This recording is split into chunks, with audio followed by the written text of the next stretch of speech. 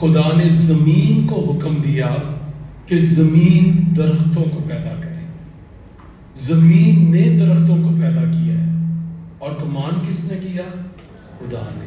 خدا نے حکم دیا زمین کو کہ وہ اپنے اندر بیج رکھنے والے پودوں کو پیدا کرے. زمین نے ان کو کریٹ کیا.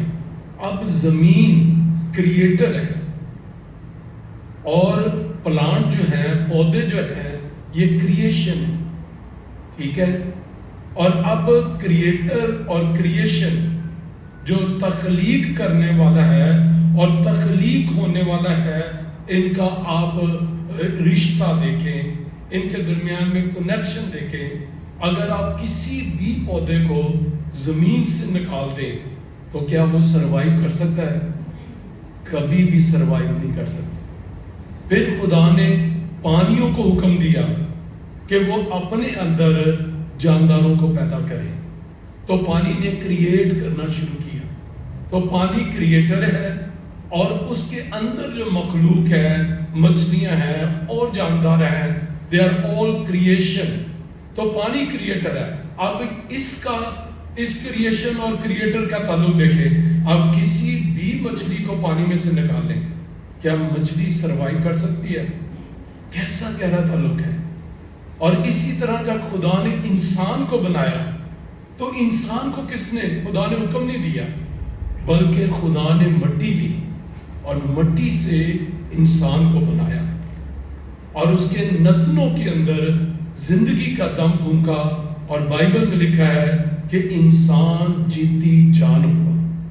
اور اب آپ تعلق دیکھیں کہ ایک انسان کا اور خدا کا. بے شک کوئی انسان اس حقیقت کو جانے یا نہ جانے، لیکن without God we can't survive. کسی طرح بھی ہم خدا کے بغیر، اس کی حضوری کے بغیر ہم سروائیو کر ہی نہیں سکتے، ہم رہ ہی نہیں سکتے. کیونکہ ہمارا تعلق خدا کے ساتھ ایسا ہے، وہ ہمارا کریٹر ہے اور پھر اس کا دم ہمارے اندر ہے اور پھر انسان جیتی جان ہوا. تو اس لیے خدا یسوع مسیح نے بھی کہا مجھ سے جدا ہو کر تم کچھ نہیں کر سکتے. ہماری ساری ڈگریاں، ہماری ساری سکلڈ فیل ہو جاتی ہے خداوند کے بغیر، خدا کے بغیر. ایسے جیسے مچھلی پانی سے نکال لی جائے تو وہ مر جاتی ہے، اور اسی طرح جب درخت کو زمین سے نکال لیا جائے وہ مر جاتا ہے.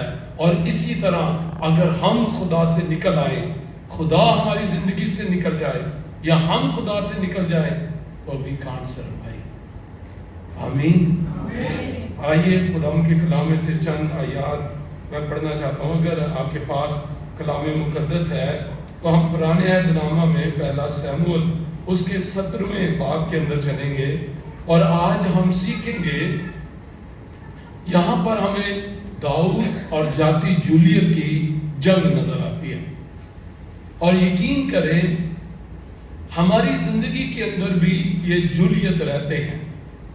کوئی نہ کوئی حصہ ہمارا وہاں پر لڑائی ہوتی ہی رہتی ہے. اور بے شک آپ ملیشیا کے اندر ہیں، کل شاید آپ آسٹریلیا آ جائیں، امریکہ چلے جائیں، کینیڈا چلے جائیں، لیکن مشکلات جو ہیں وہ کبھی ختم نہیں ہوتی.